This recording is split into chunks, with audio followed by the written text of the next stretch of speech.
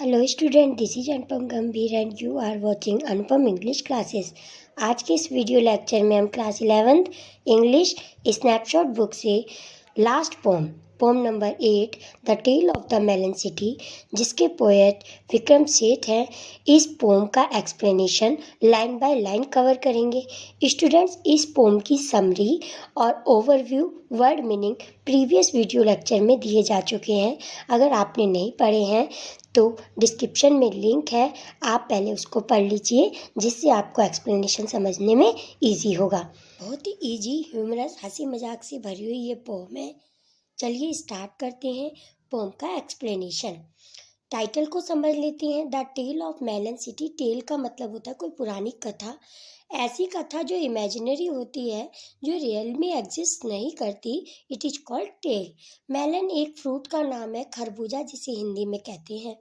तो एक ऐसी सिटी जहाँ का जो राजा है वो एक मेलन होता है। The following poem is taken from mapping which was published in 1981 and is included in the collected poem by Vikram Seth. तो ये जो पोम है the tale of the melon city, ये 1981 में पब्लिश की गई थी, जो कि विक्रम सेठ के जो बाकी का कलेक्शन है उसमें भी ये पोम इंक्लूड है। The king in this poem is just and placid. Does he carry his notion of justice a bit too far? तो इस पोम में जिस किंग के बारे में बताया गया है, जो इस पोम में किंग है, वो क्या है? जस्टिस मतलब न्याय करने वाले हैं, और प्लेसिड यानी कि जेंटल, काम, शांत स्वभाव के हैं। Does he carry his notion of justice a bit too far. अब यहाँ से क्वेश्चन किया गया है हमसे कि क्या ये अपने न्याय करने के मामले में कुछ ज़्यादा ही आगे तो नहीं चले गए हैं। तो देखते हैं क्या होता है पोम में। आफ्टर इडरीस शाह, ये पोएम इडरीस शाह को डेडिकेट करती है। In the city of which I sing there was a just and placid king. यह पोएट कह रहे हैं कि जिस पोएम के बारे में हम बता रहे हैं, जिस सिटी के बारे में हम बता रहे हैं, वहाँ के जो राजा है वो क्या है? जस्ट यानी कि न्याय करने वाले, प्लेसिड शांत, एकदम काम स्वभाव के हैं। The king proclaimed an arch should be constructed that triumphally की मीनिंग होती है students in a victorious manner, यानी कि विजय की घोषणा सहित। जब राजा महाराजा जीत के आते हैं तो अपने कंट्रीमैन को वहाँ खड़े होकर संबोधित करते हैं ना, तो वो कह रहे हैं कि उस संबोधन के लिए एक आर्क का कंस्ट्रक्शन किया जाना चाहिए। आर्क किसे कहते हैं? जिसमें दोनों साइडों में पिलर लगा के ऊपर से राउंड बना दिया जाता है। It is called arch. Would spend the major thoroughfare to edify spectator there. तो वो जो आर्क उन्होंने बनाने का आदेश दिया किंग ने, वो काहे के लिए दिया? कि जब वो अपनी विजय जीत के आएंगे कहीं से, तो वहाँ से अपने स्पेक्टेटर जितने भी उनके साम्राज्य के जो लोग हैं, उनको वहाँ खड़े होकर वहाँ से वो संबोधित करेंगे। और थ्रो फेयर की मीनिंग होती है द मेन रोड। वहाँ पे मेन रोड पे उन्होंने एक आर्च बनाने का आदेश दिया। The workman went and build the thing. Workman ने अपना कार्य पूरा किया। They did so since he was the king. उन्होंने ऐसा इसलिए किया क्योंकि ये सब राजा का आदेश था। The king put down the thoroughfare to edify spectators there. तो वहीं पे राजा आए, जब वो बन गया, आर्च बन गया, राजा आए उसको देखने के लिए, और वहाँ से अपने स्पेक्टेटर्स को संबोधित करने के लिए जब वहाँ पहुँचे, जैसा कि इस पिक्चर में भी शो किया गया है, वहाँ पे राजा आए हैं। जब वो कंस्ट्रक्टेड हो गया, पूरा आर्च बन गई, तो उसको देखने यानी कि या उसका उद्घाटन करने राजा वहाँ पहुँचते हैं। Under the arch he lost his crown. जैसे ही वह आर्च के नीचे से निकलने लगते हैं तो उनका जो क्राउन है, उनका मुकुट नीचे गिर जाता है। The arch was built too low, क्योंकि वो जो आर्च थी वो काफ़ी नीचे बनी हुई थी। A frown appeared upon his placid face. अब जो उनका शांत फेस होता है वो बिल्कुल फ्रॉन हो जाता है, यानी कि फेशियल एक्सप्रेशन, गुस्से से जब हम अपना फेस में आईब्रोज ऊपर को चढ़ जाती है ना, उनको बहुत गुस्सा आ जाता है किंग को, तो उनका फेस जो है वो कैसा हो जाता है? बिल्कुल फ्रॉन हो जाता है। The king sad this is disgrace. अब राजा कहते हैं कि ये तो डिसग्रेस हो गया, यानी कि मेरा अपमान हो गया। The chief of builders will be hang. अब वो कहते हैं कि जिन्होंने ये कंस्ट्रक्ट किया है, जिसने बनाया है इस आर्च को, उनके चीफ ऑफ बिल्डर्स को हैंग कर दिया जाए, यानी कि उनको फांसी पे चढ़ा दिया जाए। The rope and gallows were arrange. Rope यानी कि रस्सी, गैलोज गैलोज की मीनिंग होती है structure on which criminal are hanged. फांसी देने की जो टिकटी होती है, फांसी देने का तख्ता और वो सब कुछ अरेंज कर दिया गया।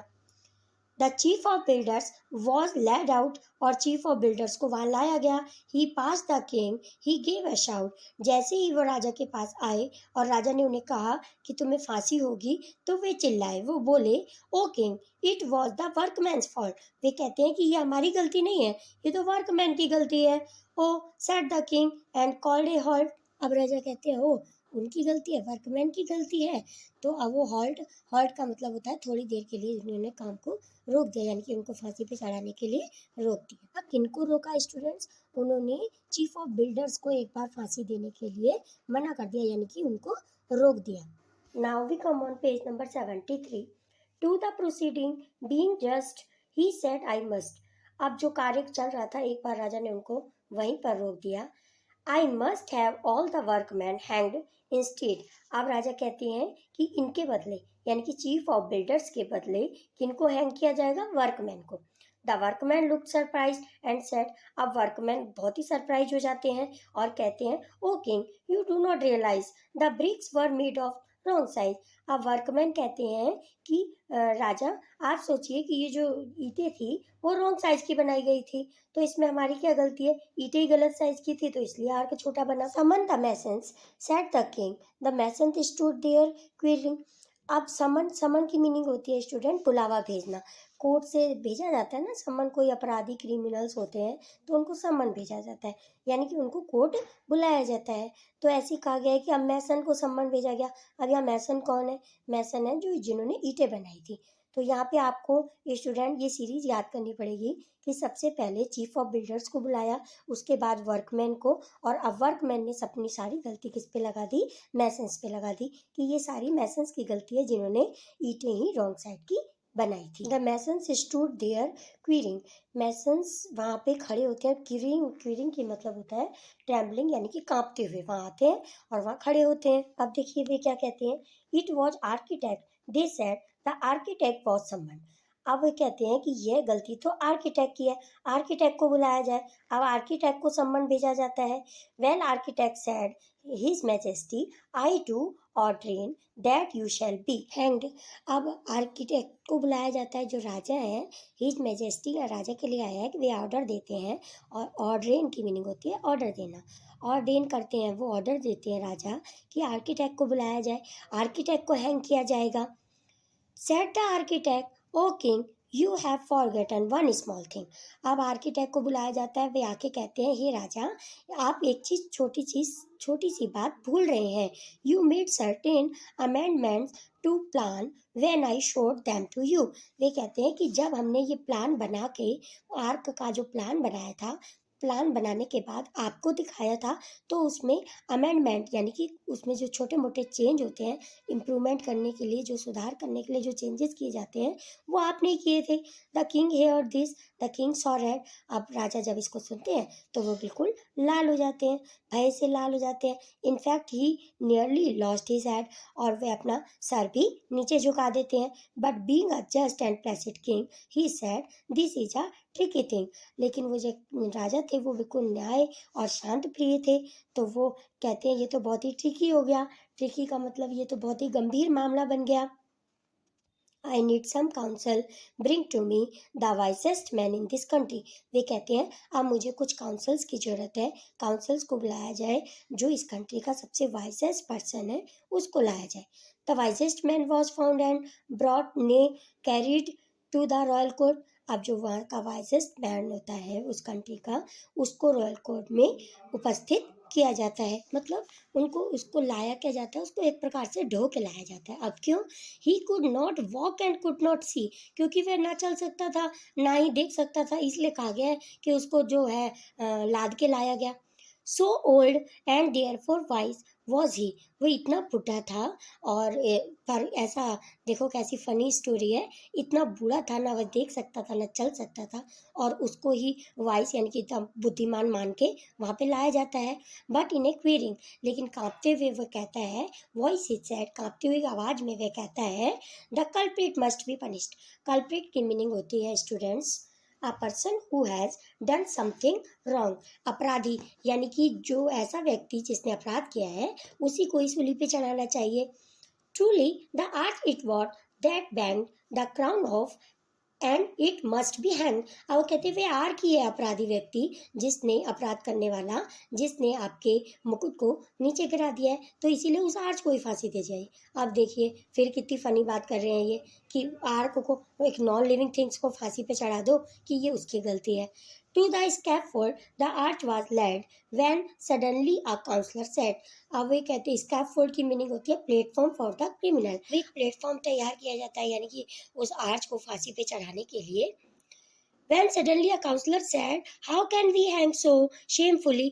अब वहाँ पे एक काउंसलर होता है, वो कहता है कि हम इतनी बेवकूफ़ी कैसे कर सकते हैं कि एक आर्क को फांसी पे कैसे चढ़ा सकते हैं। What touch your head, your majesty? जिन्होंने हमारे राजा के हेड को छुआ है, यानी कि राजा के जो हेड पे मुकुट था उसको टच किया है, तो उसको हम फांसी पे कैसे चढ़ा सकते हैं। True muse the king.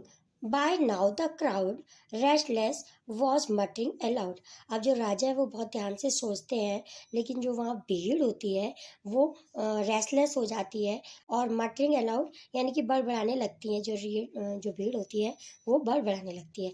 The king perceived their mood and trembled and said to all who were assembled. अब वे जो राजा हैं वो परसीव्ड की मीनिंग होती है नोटिस यानी कि अंडरस्टूड, उसको ध्यान से समझते हैं कि ये क्या हो रहा है हमारे राज्य में, और कहते हैं कि हु वर असेंबल्ड, कि यहाँ पे जितने भी लोग उपस्थित हैं, let us postpone consideration of final points like guilt, कि वहाँ पे कोई ना कोई अपराधी जरूर है और उस अपराधी को सजा दी जाएगी। The notion wants A hang, और एक जो हमारा राज्य है इसको भी एक ना एक को यहाँ पे सजा दी ही जाएगी। इसमें से एक ना एक को जो भी अपराधी रहेगा उसको सजा देनी होगी। हैंग्ड मस्ट बी समवन, किसी न किसी को फांसी पे चढ़ाया जाएगा, एंड दैट इमीडिएटली, और ये बहुत ही जल्दी किया जाएगा। The news was set up somewhat high, और जो ये न्यूज़ होती है, न्यूज़ की मीनिंग होती है स्लीपिंग एयर, यानी कि जो फांसी का फंदा होता है, रस्सी का बना हुआ फांसी का फंदा, उसको थोड़ा ऊपर करके लटका दिया जाता है। Each man was measured by and by, एक एक करके वहाँ से हर पर्सन को वहाँ से निकाला जाता है, उसका मेजर किया जाता है कि कौन इस फंदे में पूरा आएगा। ऐसा कहा जाता है ना कि जो इस फंदे में पूरा आ जाएगा उसी को फांसी दे दी जाएगी। पहले ही सेटअप कर दिया जाता है न्यूज़ को। अब यहाँ भी देखिए एक बड़ी बेवकूफ़ी की जा रही है कि न्यूज़ को पहले ही सेटअप कर लिया कि जिसकी गर्दन उसके अंदर फिट होगी उसी को फांसी दे दी जाएगी। तो एक एक करके सबका मेजर किया जाता है। But only one man was so tall he fitted, लेकिन एक ही मैन होता है जो लंबा होता है और वो उसमें फिट आता है। One man that was all, उन सब में से एक ही मैन होता है। He was the king his majesty, और वह कौन होता है, वो राजा खुद ही होता है। His majesty was therefore hanged by royal decree. Royal decree का मतलब होता है ऑफिशियल ऑर्डर, तो वही ऑफिशियल ऑर्डर के अनुसार, राजा के जो ऑफिशियल ऑर्डर होता है उसी के अनुसार, क्योंकि उन्होंने कहा था कि न्यूज़ में जिसका सिर फिट हो जाएगा उसी को फांसी दे देंगे, तो उसमें राजा का ही सिर फिट हो जाता है, तो राजा को ही सूली पे लटका दिया जाता है, उनको फांसी दे दी जाती है। तो यहीं पे स्टोरी खत्म नहीं हो जाती स्टूडेंट, अभी पिक्चर अब बाकी है, आगे देखते हैं क्या हुआ। Thank goodness we found someone, said the ministers, for it instead. तो थैंक गुडनेस, अब ये जहाँ वहाँ पे जो भी मंत्री उपस्थित होते हैं वो कहते हैं थैंक गॉड, कोई ना कोई तो मिला जिसको हमने फांसी दे दी। We had not the untruly town, अगर ऐसा ना होता तो इस टाउन पे, इस राज्य पे, किसी मतलब जो राजा है और राज्य की प्रजा है उसका तो सारा विश्वास ही उठ जाता, क्योंकि राजा ने कहा था किसी न किसी को आज फांसी दे दी, तो इसीलिए वो बोलते हैं थैंक यू, किसी को तो फांसी दे दी, भगवान ने ऐसा एक बंदा दे दिया जिसको हमने फांसी पे चढ़ा दिया। Might well have turn against the crown. तो अब अगर ऐसा ना होता तो ये जो क्राउन है, सिंहासन है, इसके प्रति लोगों का विश्वास ही उठ जाता। Long live the king, the minister said, long live the king is dead. अब वो कहते हैं राजा अमर रहे, मिनिस्टर जो भी वहाँ उपस्थित होते हैं वो कहते हैं लॉन्ग लिव द किंग, ये राजा है जो अमर है, और राजा की मृत्यु हो जाती है। They ponder the dilemma then being practical minded man. अब वो जहाँ वहाँ पे जो भी प्रैक्टिकल माइंडेड होते हैं, जो भी समझदार व्यक्ति होते हैं, वे डिलेमा में आ जाते हैं, यानी कि संकट की स्थिति में पड़ जाते हैं कि अब यहाँ का राजा कौन बनेगा। Sent out the heralds to proclaim majesty name. अब वो कहते हैं कि कोई ना कोई तो राजा बनाना पड़ेगा। The next to pass the city gate will choose the ruler our state. अब वहाँ पे जो मैन उपस्थित होते हैं, जो काउंसलर होते हैं, उसमें से एक काउंसलर कहते हैं कि इस सिटी गेट में से जो भी पहला पर्सन यहाँ से निकलेगा वही हमारी सिटी का किंग होगा। As he is our custom. तो हमारी प्रथा के अनुसार, उनकी प्रथा ऐसी ही होगी ना, तो वो कहते हैं हमारी प्रथा के अनुसार जो भी फर्स्ट मैन इस गेट में से पास होगा वही हमारा नया किंग होगा। This will be enforced with due ceremony. तो पूरी सेरेमनी के साथ उसको राजा बनाया जाएगा। A man passed by the city gate. अब यहाँ पे और एक फनी बात होती है, एक मैन वहाँ से निकलता है उस सिटी गेट से। एन इडियट, वो क्या होता है, बेवकूफ़ होता है। The guards cried wait. वहाँ पे जो गार्ड होते हैं वो कहते हैं वेट करो, रुको। Who is to be the king, decide a melon, the idiot replied. अब वो कहता है कि यहाँ का, हमारी कंट्री का जो राजा है वो नया किंग कौन होगा। गार्ड उनसे पूछते हैं, उस मैन से, जो इडियट पर्सन वहाँ से निकलता है उससे पूछते हैं, तो वो कहता है अ मेलन। इडियट जवाब देता है अ मेलन। मेलन क्या है, एक फ्रूट का नाम है, खरबूजा। तो कहते हैं खरबूजा यहाँ का राजा होगा। This was his standard answer to all questions. ये जो आंसर होता है वो उसका स्टैंडर्ड होता है। क्यों होता है, ही लाइक्ड मेलन, क्योंकि वो जो मेलन को पसंद करता है और हर बात पे वो कहता है मेलन, तो इसीलिए वो उसका स्टैंडर्ड आंसर होता है। और यहाँ पे भी वो कह देता है कि हाँ, आपका जो राजा है वो मेलन बनेगा। Are now our king, the minister said, crowning a melon. Then they led the melon to the throne and reverently sat it down. अब वहाँ पे जो भी मिनिस्टर्स होते हैं अपनी रीति रिवाज के अनुसार वह मेलन को लेकर आते हैं, उसको ताज पहनाते हैं और उसको सिंहासन पर बैठाते हैं, पूरी अपनी प्रथा के अनुसार। Now we come on page number 76। This happen years and years ago. अब इस बात को बहुत ही ज़्यादा साल हो गए हैं, काफ़ी साल पहले की बात है। When now you ask the people, और अब आज अगर आप पूछें वहाँ के रहने वाले लोगों से, so your king appears to be a melon, कि यहाँ तुम्हारा राजा जो है वो एक मेलन है। हाउ डिड दिस हैपन, ऐसा कैसे हो गया कि यहाँ का राजा एक मेलन है। दे से well on account of customary choice. तो वे कहेंगे वो तो ये कस्टमरी चॉइस है, यानी कि ये तो प्रथा है, ये तो हमारी रीति है। इफ़ हिज मैजेस्टी रिजॉइस, कि जैसा वहाँ के प्रथा को मंजूर होगा वैसा ही वहाँ पे होगा। In being a melon that's okay. अब यहाँ राजा को ऐसा सही लग रहा है कि हमारा राजा एक मेलन के रूप में उपस्थित है, तो ऐसा ठीक है, चलने दो। With us for who are we to say, तो हमें कोई दिक्कत नहीं है, तो फिर हम इस बारे में कुछ नहीं कह सकते कि यहाँ पे राजा एक मेलन है या किंग ही होना चाहिए, तो हमें ऐसा ही ठीक लग रहा है। What he should be as long as he lives us in peace and liberty. तो ये जो राजा हैं ये हमें पीस और लिबर्टी में रहना चाहते हैं, मतलब हमें कोई दखलंदाजी नहीं कर रहे, हमारे शांति में हमें रहने दे रहे हैं, हमसे कोई इंटरफेयर नहीं कर रहे हमारे काम में, तो हमें भी कोई प्रॉब्लम नहीं है। The principle of laissez-faire seems to be well establish there. और जो भी यहाँ के प्रिंसिपल्स हैं, रूल्स हैं, वो जैसा चल रहा है वैसा ही चलने दे रहे हैं। तो हमारे राजा जो हैं हमें कोई दखलंदाजी नहीं होने दे रहे, तो यहाँ पे हमें इसका एस्टेब्लिश यानी कि सुव्यवस्थित रूप से जो भी चल रहा है सब ठीक है, सब शांति से रह रहे हैं, हमारे राज्य में किसी की दखलंदाजी नहीं है। तो यहीं पे स्टूडेंट्स हमारी ये जो पोम है, फनी सी पोम का समापन होता है। नेक्स्ट वीडियो लेक्चर में इसी पोम की इजी एक्सप्लेनिंग के साथ क्वेश्चन आंसर आपको मिलेंगे। अगर आपको वीडियो अच्छी लगी हो please like this video.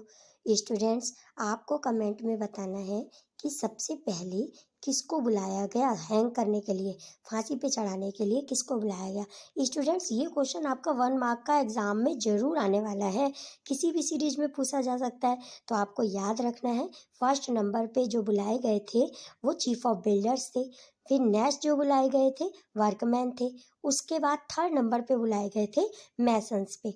Masons कौन होते हैं स्टूडेंट? जो ईंटों को ब्रिक्स को तैयार करते हैं, ब्रिक्स बनाने का काम करते हैं, it is called masons. Next जो लास्ट नंबर पे बुलाए गए थे वो आर्किटेक्ट थे। अब आपको ये पूरी सीरीज 1 2 3 4 कमेंट बॉक्स में प्रिंट करना है और मैसेज कमेंट करके बताना है कि आपको ये वीडियो कैसी लगी, और कमेंट में ये सीरीज ज़रूर लिखनी है, जिसके लिखते ही आपको ये लर्न भी हो जाएगा कि फर्स्ट सेकंड थर्ड फोर्थ पे किसको बुलाया गया था। तो thank you so much for watching. अगर आपने ये चैनल सब्सक्राइब नहीं किया है तो please subscribe this channel and share this video with your friends and class group. Thank you so much for watching. मिलते हैं नेक्स्ट वीडियो लेक्चर में। बाय।